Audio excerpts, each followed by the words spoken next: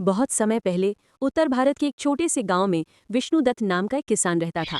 विष्णुदत्त मेहनती तो था, परंतु उसके मन में लालच और घमंड बहुत था। उसका मानना था कि मेहनत से ज्यादा चालाकी से आदमी अमीर बन सकता है। खेतों में काम तो करता था, पर अक्सर दूसरों की जमीन पर नजर गड़ाए रखता। उसी गांव में एक दूसरा किसान रहता था, धर्मपाल। वो ईमानदार, दयालु और संतोषी था। सुबह से शाम तक वो कड़ी मेहनत करता और भगवान का नाम लेकर संतुष्ट रहता। उसकी आर्थिक स्थिति साधारण थी, पर उसके पास गांव वालों का सम्मान और शुभकामनाएं थी। पहली घटना, लालच का बीज। एक बार गांव में अकाल पड़ा। बारिश न होने से खेत सूख गए। विष्णुदत्त के मन में विचार आया कि अगर मैं धर्मपाल की उपज चुपके से अपने घर ले जाऊं तो मेरा परिवार बच जाएगा और धर्मपाल को कोई परवाह नहीं होगी। रात को वो धर्मपाल के खेत में गया और बहुत सारा अनाज अपने घर ले आया। कुछ दिनों तक उसका परिवार आराम से खाता रहा, पर धीरे धीरे उसका मन डर और बेचैनी से भरने लगा। धर्मपाल को जब पता चला तो उसने भगवान से प्रार्थना की कि प्रभु, जिसने मुझसे लिया है उसे भी सुख दो। मैं किसी से बैर नहीं चाहता। लेकिन विष्णुदत्त का मन शांति से खाली हो चुका था। दूसरी घटना, कर्म का असर। कुछ दिनों बाद गांव में एक और मुसीबत आई, सांपों का प्रकोप। विष्णुदत्त के घर के पास सबसे ज्यादा सांप दिखने लगे। एक दिन उसका छोटा बेटा खेत में खेल रहा था और उसे सांप ने काट लिया। बच्चा तड़प तड़प कर मर गया। गांव वाले कहने लगे, ये उसी चोरी का परिणाम है।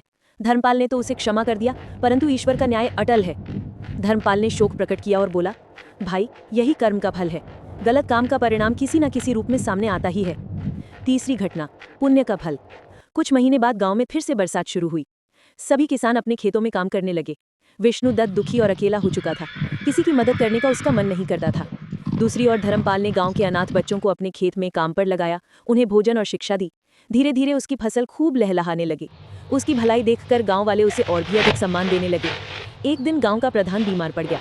उसने अपनी अंतिम इच्छा में कहा कि मेरे बाद धर्मपाल गांव का अगला प्रधान बने। गांव वालों ने भी यही चाहा। चौथी घटना, अंततः न्याय।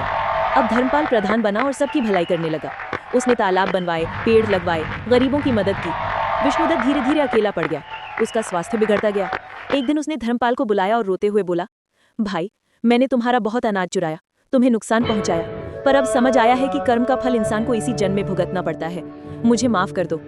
धर्मपाल ने उसका हाथ पकड़कर कहा, मैंने तो उसी दिन तुम्हें माफ कर दिया था, पर याद रखो, भगवान का न्याय कभी खाली नहीं जाता।